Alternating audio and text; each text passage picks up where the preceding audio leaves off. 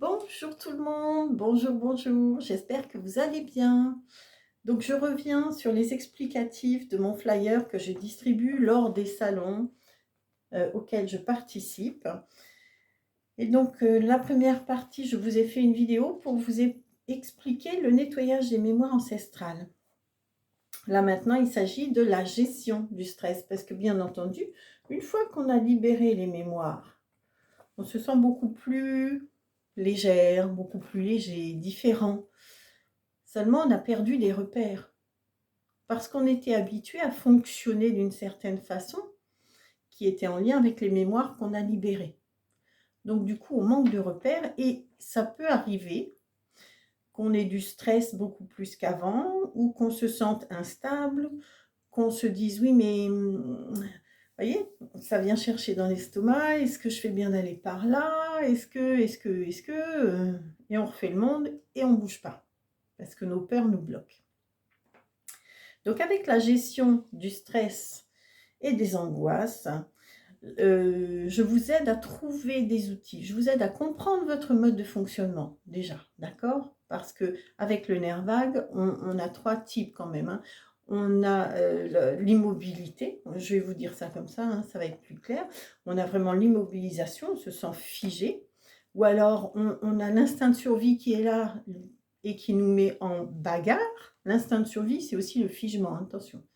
Votre nerf vague vous met en instinct de survie pour que vous vous sentiez en sécurité. Mais c'est une fausse sécurité, d'accord? Mais n'empêche que, voilà. Donc, soit vous avez le figement, soit vous avez je vais et je me fight et waouh, c'est la bagarre qui éclate. Soit sinon, vous êtes dans je regarde ce qui se passe et j'agis en fonction d'eux. C'est comme ça que j'appelle ça, d'accord? C'est le dorsal. C'est aussi faire mais ne pas faire, qui est aussi une façon de faire, d'accord? Être là à regarder sans faire, c'est aussi une façon de faire. Mais, donc ça, c'est votre instinct de survie, d'accord? Donc je vous aide à comprendre comment vous fonctionnez, dans quelle case vous vous mettez la plupart du temps, à comprendre à l'intérieur de vous quelles sont les ressources, parce qu'on a tous les ressources pour nous sortir de ces situations et de cet instinct de survie. On a tous en nous les ressources pour pouvoir avancer et se sentir en sécurité. Donc ensemble, on appréhende une nouvelle façon de fonctionner, une nouvelle façon de voir les événements qui vous arrivent, de dire ok, alors attends, qu'est-ce qui m'arrive là? Voilà, ok, alors qu'est-ce qui est le mieux pour moi?